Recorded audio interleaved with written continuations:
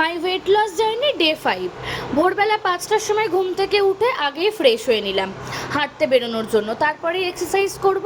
হাঁটার জন্য বেরিয়ে পড়লাম।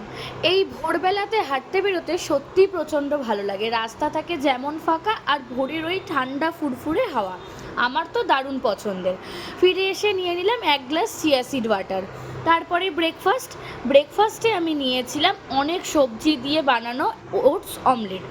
তারপরেই আমি খেয়েছিলাম কয়েকটা মৌসম্বি লেবু। আর আজকে লাঞ্চে আমি তৈরি করেছিলাম পালং শাক দিয়ে হেলদিভাবে আলুর পরোটা, যেই রেসিপিটা তো তোমাদের সাথে আমি শেয়ার করবই। তার সাথে ছিল অনেকটা পরিমাণে শসা আর ছিল টক দই।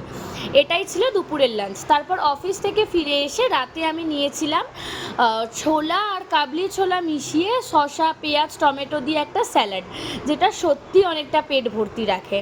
তারপরে এবার কি ফ্রেশ ট্রেশ হয়ে রাতে ঘুমোতে যাব। টাটা।